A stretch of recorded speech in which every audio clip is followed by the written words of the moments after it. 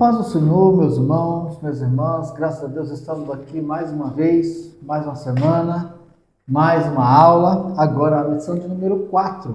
Lição essa que vai ser ensinada no dia 26 de outubro de 2025. O título da nossa lição é O Corpo como Templo do Espírito Santo. Para comentar essa lição está aqui eu, presbítero Alexandre, e o nosso irmão professor Ricardo. Professores, a paz do Senhor, tudo bem com vocês? Isso aí. Bom, Ricardo, vou pedir para fazer a oração para nós darmos início à nossa aula. Oremos então. Nosso Deus, nosso Pai, estamos mais uma vez aqui reunidos para falar da Sua palavra. Jesus nos ajuda, nos agraça, nos guia nesse momento. Fortalece nossos corações, dá graça a cada professor, a cada professora, abençoando o Senhor mais uma vez e nos dando, que o Senhor nos desse mais essa oportunidade de estarmos aqui vivos e falando da Sua palavra. Fica conosco, nos abençoando sempre, Senhor, em nome de Jesus. Amém. Também vou pedir, meu Ricardo, para o irmão fazer a leitura do textuário e da verdade prática. Vamos lá. O textuário se encontra em 1 Coríntios, capítulo 6, versículo 19. Ou não sabeis que o nosso corpo é o templo do Espírito Santo, que habita em vós, proveniente de Deus, e que não sois de vós mesmos? Verdade prática, ter consciência de que o nosso corpo é a habitação do Espírito Santo faz toda a diferença na maneira como o possuímos. A nossa leitura bíblica em classe, irmãos, nessa semana se encontra em 1 Coríntios, capítulo 3, versículos 16 e 17, depois o capítulo 6, versículos 15 ao 20. Os nossos objetivos, eles são, o objetivo do ponto 1, levar os alunos a compreenderem que seus corpos pertencem a Deus e são habitação do Espírito Santo. Objetivo do ponto 2, ensinar que o corpo humano, à semelhança do tabernáculo do Antigo Testamento, é portador da presença de Deus. E o objetivo do ponto 3, conscientizar os alunos sobre a responsabilidade de manter o corpo em santidade por meio da fuga do pecado, das disciplinas espirituais e do cuidado físico. Eu queria, nesse ponto do plano de aula, eu queria comentar um pouquinho nessa letra C, a sugestão de método. Ele fala assim, para reforçar o terceiro tópico, cuidando do templo do Espírito, utilize o método de estudo de caso com reflexão em grupo. Apresente situações do cotidiano que envolvam decisões sobre sexualidade, saúde física e hábitos espirituais e peça que os alunos analisem cada caso à luz da palavra de Deus. E aí nós vamos estimular algum debate. Então aqui, irmãos, esse ponto eu achei importante porque nós podemos colocar algumas situações, para os alunos. Então, por exemplo, quando ele diz aqui do cotidiano, hábitos espirituais e saúde física, então nós vamos colocar lá alimento com excesso de comer todos os dias, alimentos com excesso de açúcar. E aí conversar, pode, não pode, o que os irmãos acham? Aí um vai falar que pode, outro vai falar que não pode, e aí a gente vai uma discussão, entender como é que faz aquilo. Um exemplo de um hábito espiritual, então, orar 10 minutos todos os dias. Um outro exemplo que a gente pode pegar, e os irmãos podem colocar de acordo com a sala, e muito cuidado para quando for escolher isso, não escolher nada que possa, ou descrever de alguma forma que possa passar uma indireta para os alunos, mas depende da situação, é importante aproveitar também a aula, e a gente às vezes sabe que tem um aluno que é meio teimoso ali com a diabetes, e não cuida muito bem dela, então a gente pode usar esse momento para uma reflexão e fazer com que os irmãos entendam que as nossas escolhas, aí mostrando um pouquinho, ligando um pouco com a lição passada, nossas escolhas vão fazer diferença aqui. E aí ele fala assim, olha, essa atitude honra o corpo como templo do Espírito, porque uma coisa é você falar simplesmente pensando na saúde, e outra coisa é, o dono da casa, que é o Espírito Santo, quando nós tomamos essa decisão, ele vai ficar contente? Então, quando o irmão fala assim, não, eu como açúcar mesmo, não estou nem aí, e assim por diante, aí ele fala assim, mas irmão, e agora o resultado que isso vai trazer no seu corpo? Será que é importante, é bom, o Espírito Santo está gostando disso? A gente pode pensar, Aquele irmão que gosta de ir na praia toda semana e expor a pele ao sol e não usa um protetor, então de repente a gente pode falar para ele, e aí, por que você está usando um protetor? Então são esse tipo de coisas que não só físicas, mas que envolvem às vezes pecado, que não envolve pecado, né, saúde, para nós pensarmos o que o Espírito Santo vai pensar disso, ou pensa disso, ou será que isso não entristece o Espírito Santo? É esse tipo de pensamento que nós temos que fazer e direcionar a nossa aula. Bom, Ricardo, eu queria que o irmão falasse um pouquinho, desse uma introdução rápida aí na lição, a própria introdução que nós temos. Aqui fala, professor, que na lição anterior vimos como o pecado afetou o corpo humano, trazendo sofrimento e morte. Então, ali foi o começo ali da queda de Adão, né? Exato. Só que quando Adão pecou, ele estragou, ele vinha estragando, né? Ele estragou, como ele era tricotômico, nós acreditamos que ele era, e corpo, alma e espírito. Quando ele pecou no corpo, ele foi estragando tudo. É igual um vírus que entra no computador, ele vai estragando. E esse computador tem um pendrive que espetou em outro computador. Se tiver vírus, também vai afetar outro computador. E vai afetando, e vai afetando. Então, esse vírus ele vem trazendo, e a gente, com o passar dos anos, vai piorando, mas ainda o único que escapa, você pode ver que embaixo fala aqui, cuidado principalmente quanto à santificação. A santificação, isso daí está relacionado à igreja. Só a igreja tem esse poder, né, de santificar, porque a pessoa primeiro precisa haver uma redenção, um arrependimento para começar esse processo aí que nós estudamos aí sobre a santificação. Então a lição ela vai falar aí um pouquinho aí o problema que tinha lá nessa igreja de Corinto, que era muito sério, né? Vai falar de influências, né? Ser influenciado. Tem igreja que estão sendo, a igreja ela tem que influenciar com as coisas de Deus o mundo, não o mundo influenciar com as coisas do mundo a igreja. Então a lição ela vai abordar umas coisas mais ou menos assim. Perfeito. Entrando aqui no primeiro ponto, nós temos o primeiro item, o nome do ponto é o nosso tópico, né? Corpo, propriedade e habitação divina. Primeiro ponto primeiro item nós temos comprado e selado. O segundo nós temos não sabeis vós. E o terceiro, propriedade e domínio. Nesse primeiro ponto aqui, comprado e selado, nós vamos falar que nós temos o selo do Espírito Santo, nós fomos comprado e selado. Então, os irmãos bem sabem que o selo ele tem algumas características. Principalmente na época de Paulo, nós temos o selo da questão de uma carta, né? Alguém quando colocava o selo na carta e enviava por correio, aquele selo significa que todas as despesas daquela carta foram pagas. Então, você comprava uma carta, pegava a carta, colocava lá, pesava lá, precisa de 2 selos e tanto. Aí você colocava lá o selo, deixava bem coladinho, botava no correio. Não importa para onde a carta fosse, aonde a carta chegasse, em todas as agências do correio, em todo lugar, e alguém batesse o olho e visse que estava selada, pode seguir com o envio, porque as despesas estão pagas.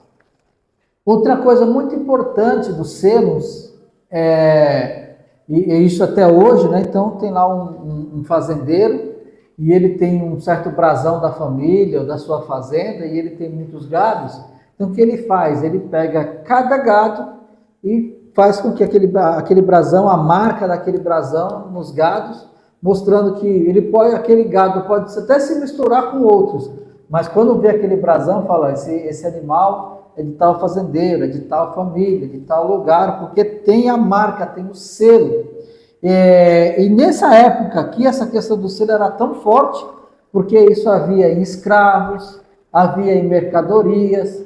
Então se colocava uma mercadoria, pegava aquele brasão, uma caixa, não importa, olha, essa caixa aqui é do imperador romano.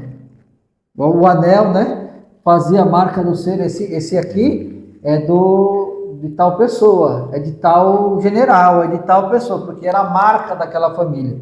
E quando nós somos comprados, Deus também nos deu um selo, nos deu uma marca. E até fazendo uma comparação aqui, a gente não sabe também explicar, e é importante a Bíblia, né? Porque a gente tem que crer, mas a gente não sabe explicar. Caim teve um selo. Deus colocou um selo em Caim, uma marca. E aquele selo, aonde ele chegasse, eu não sei como que ele se apresentava, como era, mas as pessoas falavam assim, não dá para matar ele não. Eu tenho até vontade, mas não posso matar não, porque se eu matar Caim, eu vou ser condenado 7 vezes. Então as pessoas, aquela marca de alguma forma defendia e mostrava que Caim tinha uma marca de Deus, que ele não podia ser vingado. Agora, a nossa marca é o Espírito Santo. Então, quando as pessoas nos olham, quando as pessoas nos veem, ela precisa ver algo diferente. O nosso comportamento precisa ser diferente. A nossa forma de ser precisa fazer com que as pessoas olhem em nós algo diferente. E esse algo diferente vai ser o reflexo do Espírito Santo, né, irmão Ricardo? Não sei se o irmão tem mais coisa para colocar, fica à vontade. Isso assim, muito bem explicado, a parte do selo aí, né? É importante, né? O crente ter essa marca, né? Exato. A marca de Cristo, o cheiro de Cristo, né? De Cristo, é importante aí. E é engraçado que quando um crente encontra com o outro, mesmo falando que não é, o Espírito Santo testifica, né? Pô, aquilo ali também é um dos nossos, né? É interessante. E é engraçado que algumas religiões também tem isso, né? Diz que os maçons, um sabe quando um é maçom e quando o outro, cada um tem a sua marca e tal. Mas aqui a marca espiritual, é a marca que é a marca que nós acreditamos, do Espírito Santo, que é a pessoa que é aquele que convence o homem do pecado, da justiça e do juízo, né? Essa é a marca, você precisa ter, o cristão precisa ter essa marca. Exato. Professores, 1 Coríntios capítulo 6, que nós vamos estudar aí, né? O tempo, né, Alexandre, ele é muito curto. O que a gente precisa entender, se você voltar um pouquinho no capítulo 6, alguns versículos, tinha um negócio lá que era muito interessante, que havia até uma justificativa que talvez alguns estão usando hoje, que é o versículo 12. Olha só, todas as coisas me são lícitas, mas nem todas as coisas convêm. O que a gente precisa entender é que todas as coisas me são lícitas, sim, mas, Paulo deixou bem claro, existe um mas. Porque eu vou falar uma coisa para você, Alexandre, se não tivesse esse mas, olha, o nosso negócio já não é brincadeira. Se não tivesse esse mais aqui, mas Paulo colocou esse mais aqui. Mas todas as coisas convêm, todas as coisas me são lícitas, mas, olha de novo aí, eu não me deixarei dominar por nenhuma. É aquele negócio que a gente falou bem no começo, a gente não pode deixar o mundo influenciar a igreja. Aí é onde o pastor vai usar a palavra de Deus. Ele vai ensinar a Bíblia, ele vai nos ensinar, vai ensinar os crentes, vai ensinar os novos convertidos, vai ensinar os novos discípulos através da palavra. É o pastor que vai fazer.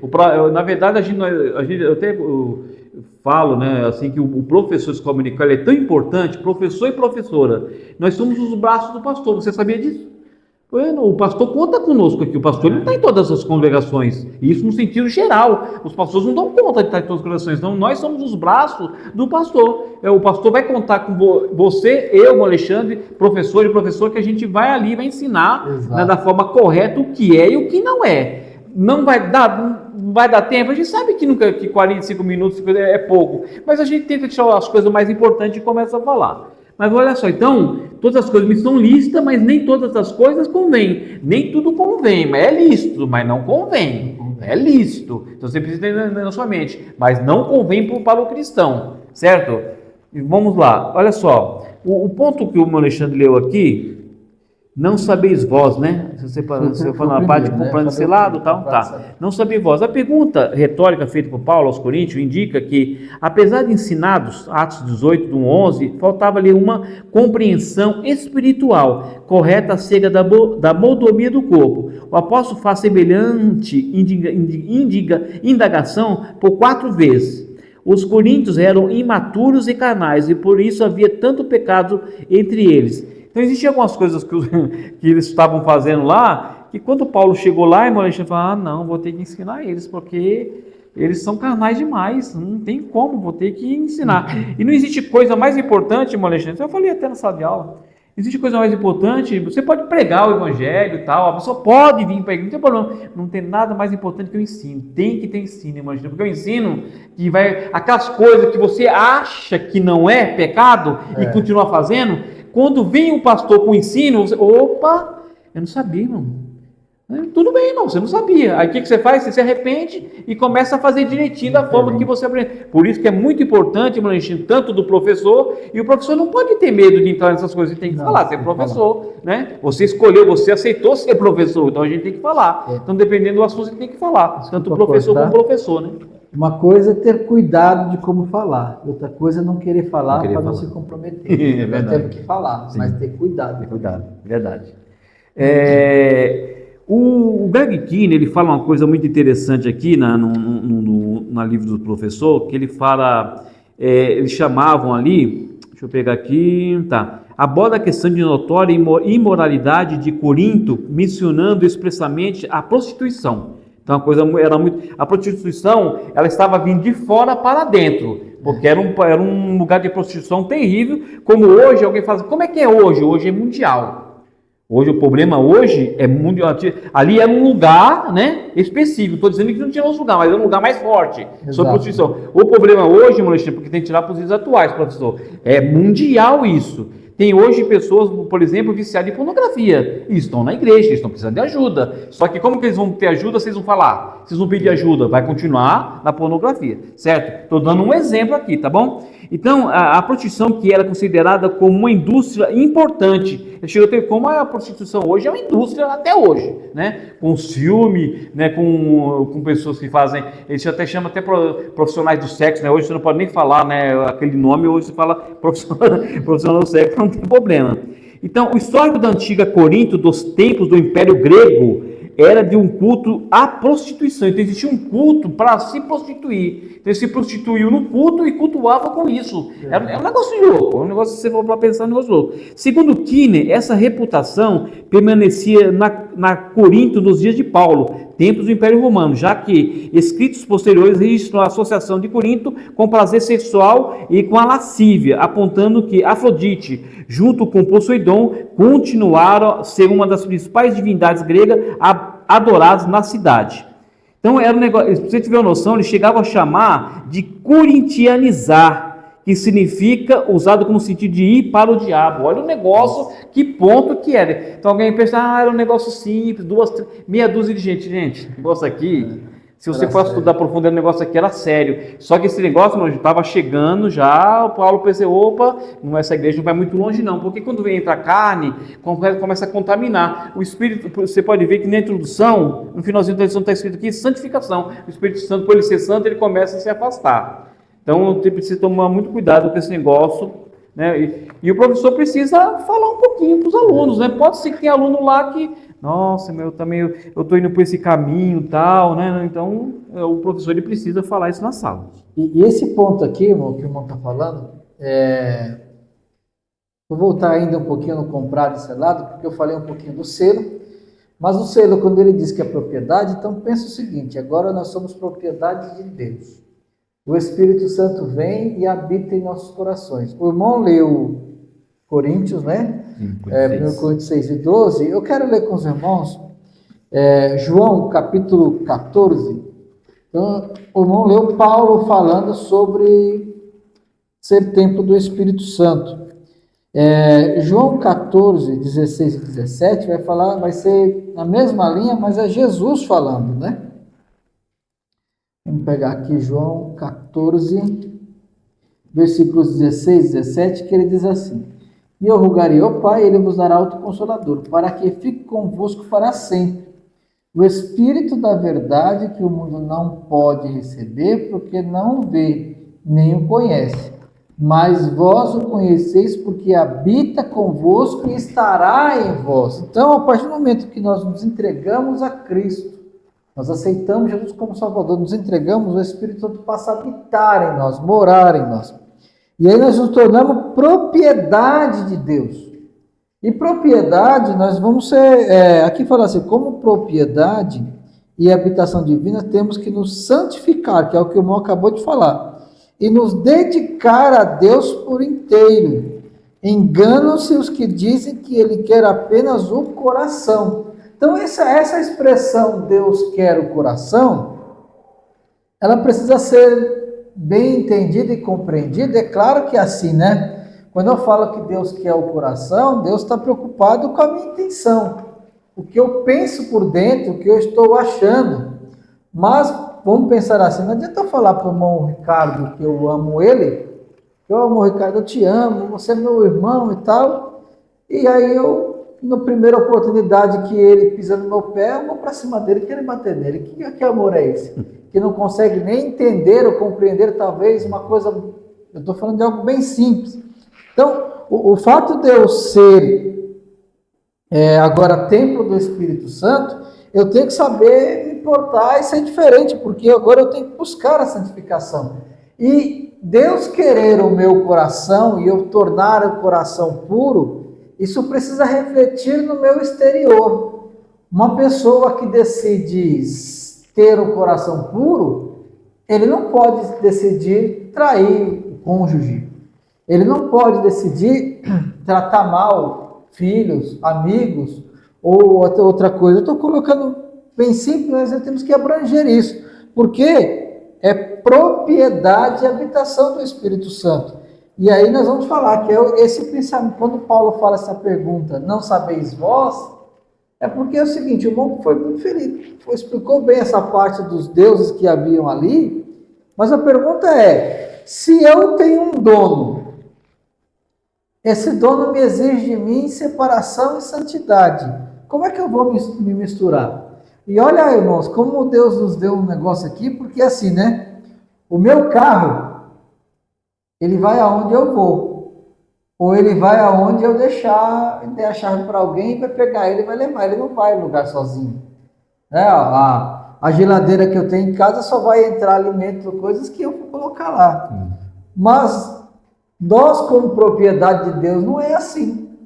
É o meu livre-arbítrio que vai escolher se eu vou me manter como templo e propriedade, vou me deixar ser dominado por Deus, que é o item 3, não, propriedade e domínio, ou não. Será que eu estou tendo essa pergunta que Paulo fez? Mas não sabeis vós, será que eu posso dizer assim? É uma pergunta para a gente pensar, nós como professores, passar isso aos alunos. Será que eu estou pensando em quem eu sou? Quando eu vou tomar uma decisão, quando eu vou tomar um caminho, quando eu vou praticar alguma coisa, será que eu estou pensando, não sabeis vós que sois templos do Espírito Santo, que eu sou propriedade de Deus? Então, essas coisas tem que começar a pensar e avaliar.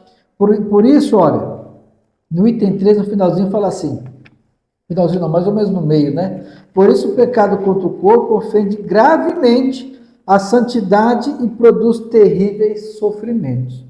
Irmão Ricardo, nesse primeiro ponto, tem alguma coisa que o irmão queira complementar? Então, nós acreditamos, né, meu Alexandre, que os professores e as professoras, eles estudam a lição em casa, a live, ou as lives, né? Isso aí. Serve para complementar ou ajudar ou acrescentar algo, né? Então, a gente aqui não sei se vocês percebem, como a gente até percebeu, que eu procuro umas coisas a mais, assim, no sentido, para ajudar, para nos ajudarmos, né? Exato. Porque acreditamos que os professores, porque não é possível que tenha um professor que vai para uma sala de aula, não é possível, não acredito.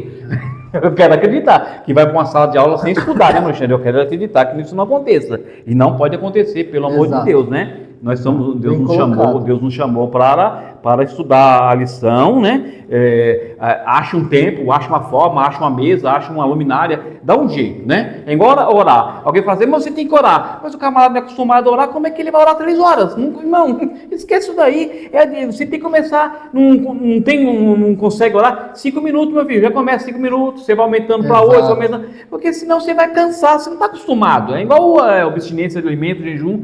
Eu vou fazer um jejum de 3 dias. Nunca fiz um jejum na vida, mas você vai passar mal. Começa devagarinho, a nossa vida é assim, é bem devagarinho.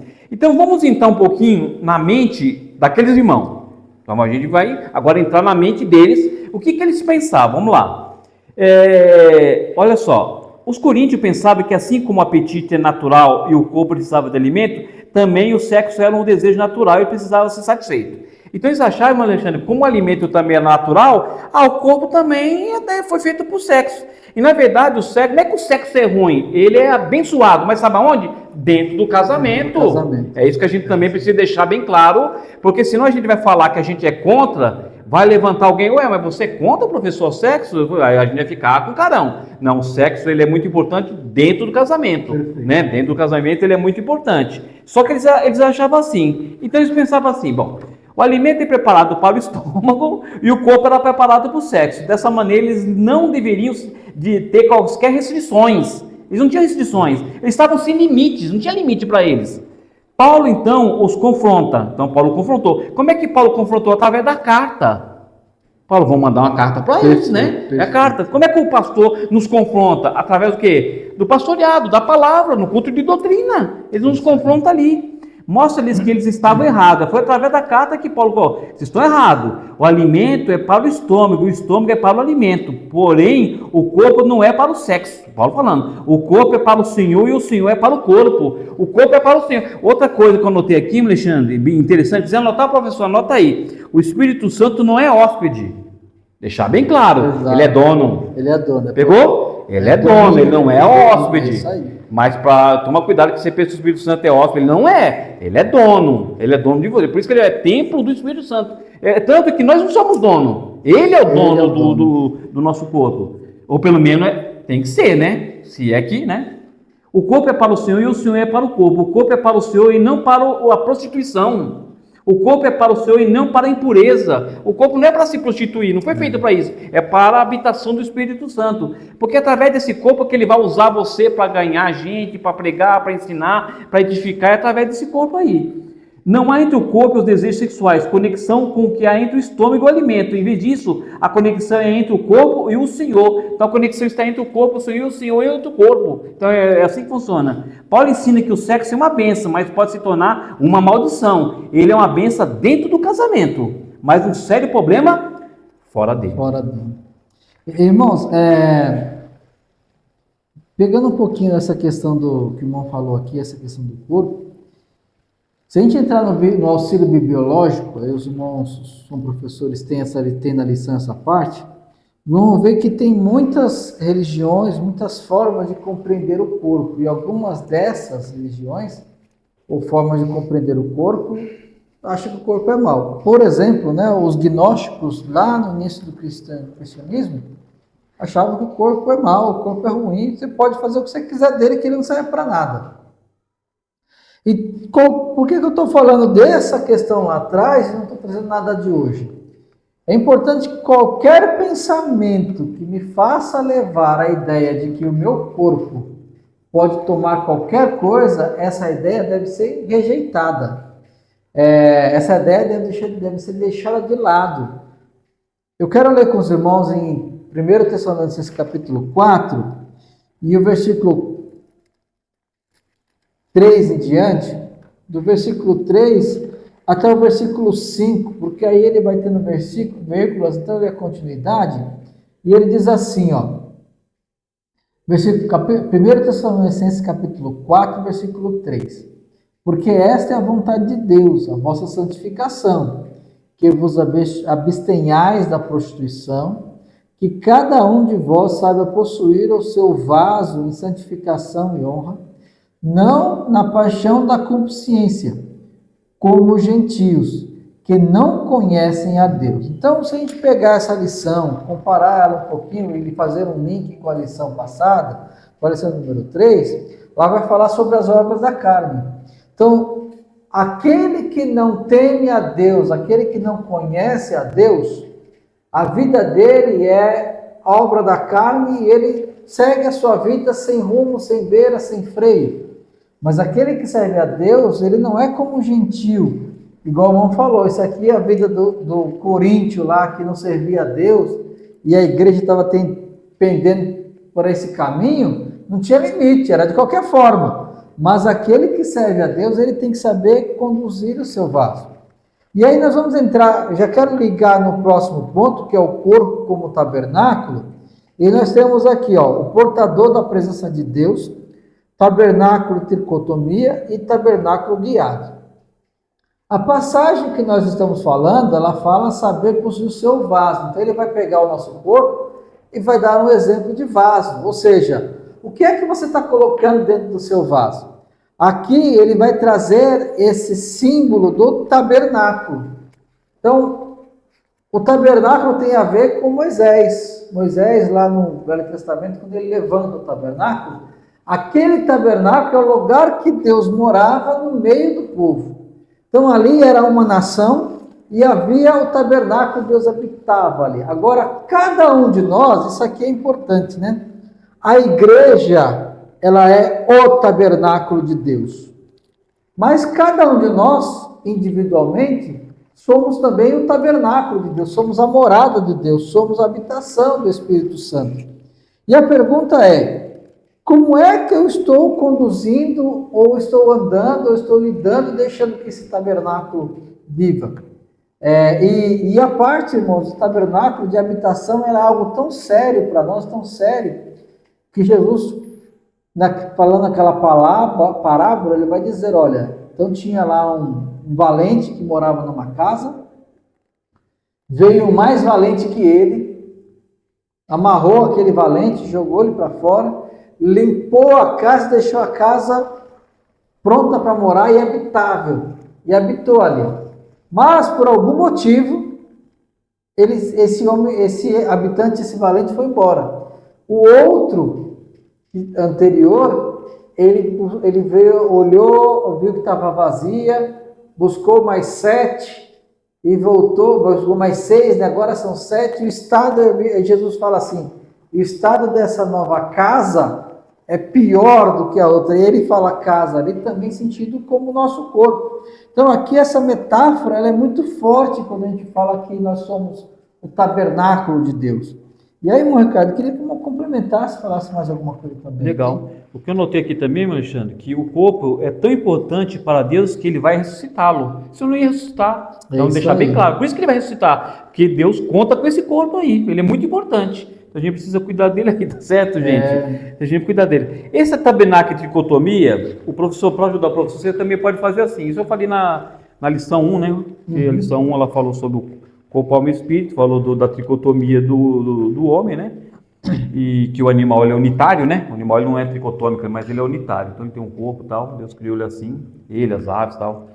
Mas o que você pode fazer também, professor? Aqui deu um exemplo aqui, eu gostei também, muito legal, né? O pátio, né? O espaço externo aberto, o lugar santo e o lugar santíssimo, que eu acredito que seja o nosso espírito, né? Uhum. Que na verdade, é que não dá para desenhar aqui, mas na verdade Deus ele se comunica com o nosso espírito, né? E o espírito e a alma estão fundidos, como diz Maio Perma, eles são fundidos um no outro. Alguém fala, existe alguém só com alma? Não existe, eles são fundidos. Existe alguém só com espírito? Não, seria esquisito, né? Não, porque eles são fundidos, né, um no outro, não tem como separá-los, né? Eles são distintos, né, Alexandre? Distintos eles são, mas eles são fundidos entre eles, não tem como separá-los. É tanto que a alma e o espírito só sai se o corpo morrer, enquanto o corpo ficar vivo, ele não sai, porque eles são fundidos. Mas você pode pensar assim, professor, pega um celular.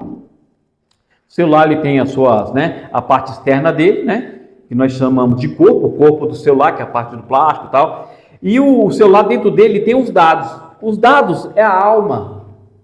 E alguém fala, onde está o espírito? O espírito é a bateria.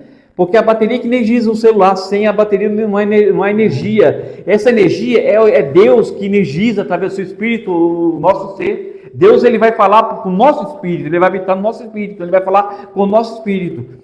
Eu até brinquei com os alunos que a alma, Alexandre, ela é meio safadinha, né? Porque a alma, ela tem uma forte tendência de, parece que ela é um pêndulo, né? Ela depende muito do que você está alimentando. Se você alimenta muito o seu corpo, através da sua carne e tal, ela tem uma tendência enorme, ela tem uma inclinação, né, para a carne tremenda. Exato. E ela também tem uma inclinação também para o espírito, você vai depender de quem você vai alimentar. Então, o celular, e a alma são os dados, né? É tanto que roubou meu celular. Você não está preocupado com o celular no sentido do lado do corpo, com os dados que te preocupam, porque lá dentro dos seus dados do celular tem o seu RG, tem o seu CPF, tem a sua conta bancária, né, onde as pessoas ficam preocupadas com o roubo do celular. Então, o que a gente precisa cuidar também dos nossos sentimentos, nosso sentimento, então é tudo, né? O nosso corpo, nós estudamos, o nosso sentimento, né? Existem pessoas que têm um começo de depressão e não cuidam da depressão, a tendência da depressão ela aumentar, e o último passo da depressão, que é a parte funda da depressão, é o suicídio. Por isso que precisa, e todos, tá? Não é só crente, todos, tá? Professor, isso é todo ser humano está sujeito a isso. Não, até pastores, sim, tem pastores que praticam suicídio. Vai ver um estudo, foi uma depressão que não foi porque não cuidou de alguma coisa que aconteceu, às vezes até de um arrependimento que não se arrependeu, né? Não se sabe o que aconteceu ali, e ele não cuidou da cabeça dele ali, não pediu ajuda, né? Exato. Normalmente a gente tem uma tendência, principalmente nós homens, a gente, com o nosso orgulho, né, nós não pedimos ajuda, e às vezes você pensa, a pessoa está sorrindo, está dando a paz do Senhor para todo mundo, dentro dele está morrendo. Dentro dele está morrendo. Você pensa que ele está bem, e na verdade, tem um ator do cinema também, que ele era muito sorridente, esqueci o nome dele. Daqui a pouco foram achar e ele praticou suicídio. Mas o cara era sorridente, fazia filme e tal, ele passava aquela alegria. Aí, filho, passava alegria externa, mas internamente ele estava doente. Então a pessoa precisa. Gente, está doente?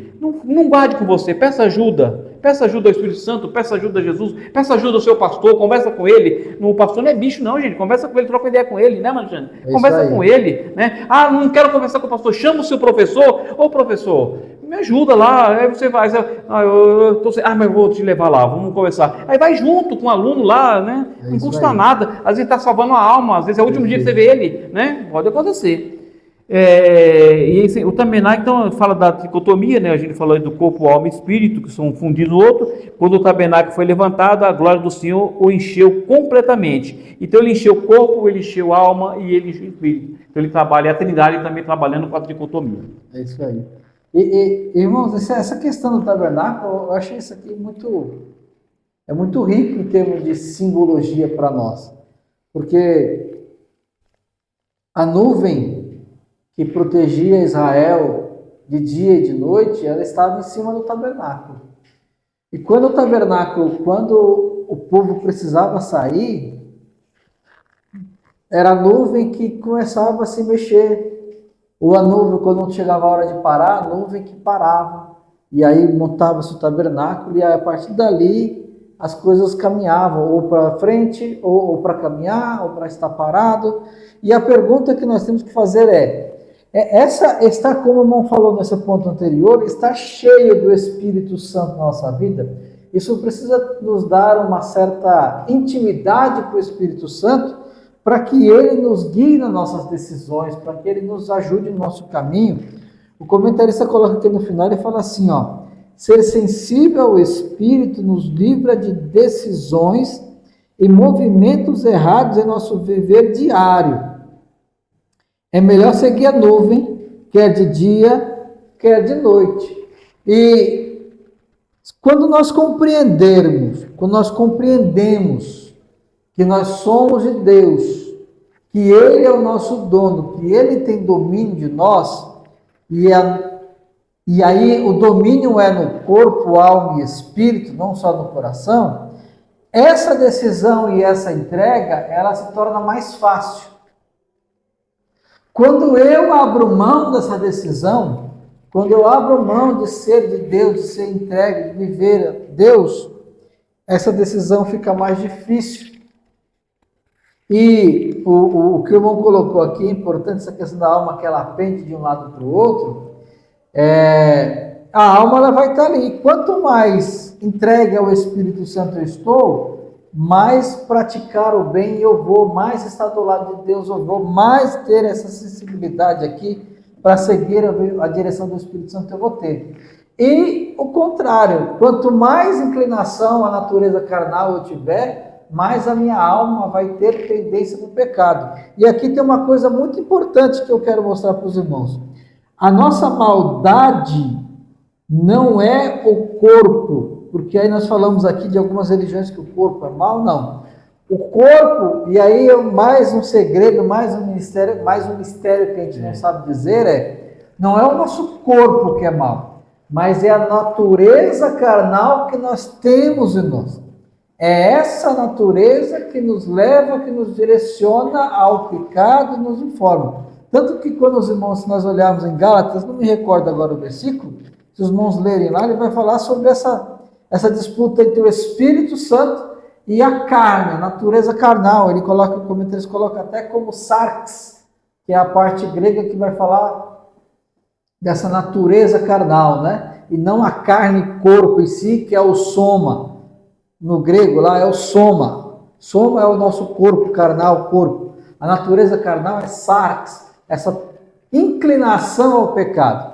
Então, como é que eu estou me deixando levar? Pela inclinação ao pecado ou pela direção do Espírito Santo? Irmão Ricardo, quer complementar alguma coisa aqui? Tá ótimo. Então, vamos seguir, né, irmão? Porque aí a gente vem para o próximo ponto, que é o cuidando do Espírito Santo, que é fugir da prostituição. Depois nós temos aqui o disciplinas espirituais e o 3, disciplinas corporais. E aí, irmão Ricardo, eu queria que o irmão começasse aqui comentando nesse ponto. Professor e professora. Esse fugir aí, ele está no presente contínuo. Ô, irmão Ricardo, mas o que é esse presente contínuo? É fugir mesmo. É fugir hoje. Se precisar, foge amanhã. Se precisar, foge mês que vem, ano que vem. É fugir mesmo. É você fugir da prostituição. Mas, irmão Ricardo, é só homem? Mulher também. Alguém acha que só homem, irmão Alexandre, que se prostitui, mulher também se prostitui. Tem que tomar cuidado. Porque ali em Corinto não tinha só homem, tinha mulher também. É os dois, é tanto homem como mulher. Ah, Ricardo, tem idade? Aí eu lembrei de uma situação, ele falava um negócio assim, é verdade. Ele tinha aquelas pérolas, às vezes, quando ele soltava uma pérola, ele falava assim, irmão, velho também peca. Isso eu lembro até hoje, e eu gravei isso daí e guardei pra mim. Velho também peca, não. Alguém faz que é só novo, né? O irmão foi excluído, meu tem uns 30, mas também eu tinha uns 30. Irmão, tem gente com 70, 80 anos aí que, olha, bem, Tá né? Bem. O segredo é, fuge da prostituição. O substantivo do grego, porneia, né, traduzido como prostituição em 1 Coríntios 6,18, tem um significado amplo, referindo-se à impureza ou à imoralidade sexual, no sentido geral. Lembrando, sexo dentro do casamento não tem problema. O problema é não estar fora do casamento. Aí é um problema muito grande. Eu anotei algumas coisas aqui. Em relação às tentações sexuais, a Bíblia nunca nos manda resistir. Olha só, mas fugir. Quer dizer, tem que fugir. Ser forte e fugir. A gente vai lembrar de quem? Um personagem famoso, José.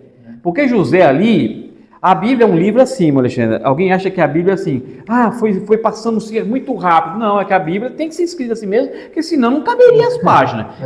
Então ela vai contando a história. Você pode, professor, ter certeza de uma coisa, professor e professora, a patroa, vamos chamar de patroa, para a gente ter a patroa de José.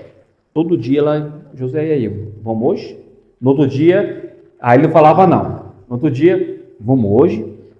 Ela ficava perturbando ele. A Bíblia não fala, mas a gente sabe que é assim. É assim, isso chama. E tem umas coisas que eu chamo de fretar, né? Estou fretando com a sorte. Estou fretando com o pecado. Irmão, quem freta com o pecado, logo você vai ter problema. Você está fretando com alguma coisa que não pode. Não frete com alguma coisa, uma coisa desconhecida que é muito perigoso. Mas tem gente que tem coragem e vai fretando. Então ele fugia, ele falava não.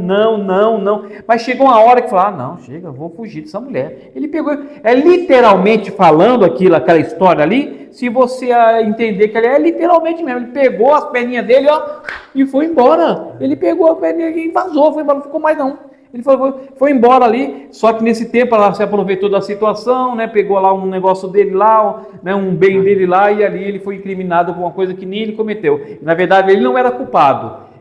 Culpado era a patroa dele. Depois ele virou ali o governador, Deus honrou ele e tal. Deus honra, viu, irmão? A pessoa que foi, mas quem fica vai ter problema. Olha só. Não fique fretando com o pecado, viu, Alexandre? Não fique paquerando a tentação. Tem gente que fica, tentação, estou paquerando, cuidado. Aquele que zomba do pecado, o escritor fala, é louco. O interessante é que o verbo usado por Paulo para fugir está no presente contínuo. Isso eu falei, é um ato contínuo. Fuja hoje, fuja amanhã, fuja o mês que vem, fuja o ano que vem. Faça como José do Egito. Então, não fuja. O segredo é fuja, não fica aí esperando a sorte, né? Isso é importante. E aí, dando continuidade, porque assim, o pecado a gente foge, né? Nesse sentido aqui o cuidar do templo do Espírito Santo é prostituição, pecado é fugir. Mas, por exemplo, as disciplinas espirituais é fazer constante. Aí é o contrário, eu tenho que buscar fazer constante, né? Então as disciplinas espirituais aqui é jejum, oração, a leitura da palavra, o momento, a devoção, o devocional, de você estar diariamente, constantemente, lendo um versículo bíblico, meditando, pensando, né? O meditar tem esse sentido de você analisar, avaliar, procurar entender palavra por palavra, frase por frase, o sentido no contexto, o que aquilo vai te trazer de aprendizado. Quantas vezes no momento de devocional, de você ler a Bíblia, você vai lendo, né? De repente você se depara com um texto e fala, opa, isso aqui eu estou praticando e tenho que parar com isso, tenho que fazer. Então, essas são as disciplinas espirituais. O comentário se coloca assim, ó, é por meio do corpo que praticamos as mais importantes disciplinas da nossa vida espiritual, como o jejum, a oração e o estudo da palavra de Deus. Que são fundamentais para uma contínua e fluente agência do Espírito de Deus em nosso interior.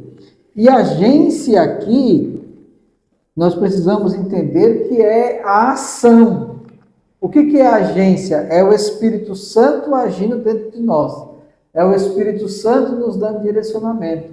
É o Espírito Santo se revelando a nós. É o Espírito Santo nos movendo e se fazendo presente dentro de nossos corações, dentro do nosso corpo, nossa alma, nosso espírito. Então nós temos que, quanto mais oramos, jejuamos, estudamos a palavra de Deus, nós temos a agência, o mover do Espírito Santo dentro de nós. Irmão Ricardo, quer complementar aqui, falar do próximo ponto? Eu já vou direto aí nas disciplinas corporais. Uhum. A disciplina corporais, a gente pode se basear em Filipenses, Paulo aí, né? Filipenses 1, do capítulo 1, versículo 20 e 21, que Paulo falou assim, olha, segundo a minha intensa expectação e esperança de que em nada serei confundido, antes, com toda a confiança, Cristo será, tanto agora como sempre, engrandecido no meu corpo, seja pela vida, seja pela morte. E o 21 ele fala assim, porque para mim o viver é Cristo e o morrer é ganho. É através do nosso corpo, irmão, que o Espírito Santo glorifica Jesus. Olha, é profundo, irmão. É através do nosso corpo. Por isso que o nosso corpo, a gente precisa ser templo do Espírito Santo. Agora, aqueles irmãos ali de Coríntios, eles estavam falsificando ali, eles estavam estragando o corpo. Como é que o Espírito Santo vai glorificar se ele é santo? Como é que ele vai glorificar o Filho se ele é santo? Se tem uma prostituição ali. E ali foi exemplo de prostituição, né? E a gente sabe que existe bebedeira, existe roubadeira, existe tanta coisa, não existe esquema, mas o foco aqui é mais a prostituição, mas existe um monte de coisa que pode afetar. Então a gente precisa, se o meu corpo é o templo do Espírito Santo e através do meu corpo o Espírito Santo glorifica Jesus, então eu preciso cuidar do meu corpo mais. Assim, irmãos, essa parte aqui eu quero ler Salmo 127, talvez estamos até lendo bastante versículo, mas é importante, o versículo 2, porque ele fala assim, ó, Salmo 127, versículo 2, ele diz, inútil vos será levantar de madrugada, repousar tarde, comer o pão de dores, pois assim dá ele aos seus amados o sono. Então, esse versículo aqui, ele vai mostrar que o nosso esforço, a nossa busca por tudo, imagine alguém trabalhar o dia inteiro e quando ele chegar à noite não conseguir dormir. Isso é normal. Todos nós, em algum momento, já passamos por algum motivo, por alguma coisa. Mas, quando nós nos colocamos nessa direção de ter uma disciplina espiritual, uma disciplina corporal, entendemos que Cristo é o nosso Senhor, esse versículo aqui, irmãos, ele vai ser bênção na nossa vida. Ele vai ser vivido por nós. Eu não vou precisar ficar me matando de trabalhar. Veja bem, aqui é um cuidado, né? Não é que eu não estou dizendo que eu não tenho que trabalhar intenso de forma, dependendo da situação, tem momentos que a gente tem que, né? Como diz o ditado, tem que dar o sangue ali naquele trabalho, naquela coisa, para que as coisas caminhem. Mas eu tenho que ter o cuidado, eu não preciso correr atrás das coisas, eu preciso saber que o próprio sono Deus me dá. E Ele me dá não só o sono, mas Ele vai me dar o pão, Ele vai me dar a quantidade certa para trabalhar, eu preciso saber repousar.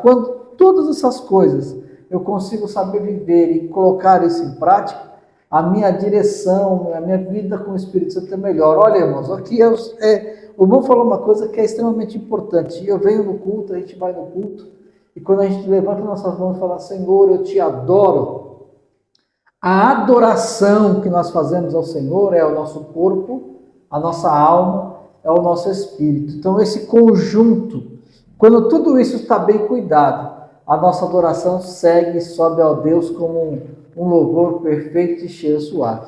Irmãos, que essa lição possa refletir na sua vida, professor, professora, possa refletir na vida dos seus alunos, que nós possamos juntos, através da prática diária de tudo aquilo que nós estamos aprendendo, possamos oferecer a Deus um perfeito louvor, um perfeito adoração, como um cheiro suave, que Ele possa nos abençoar mais e mais, em nome de Jesus, que Deus os abençoe.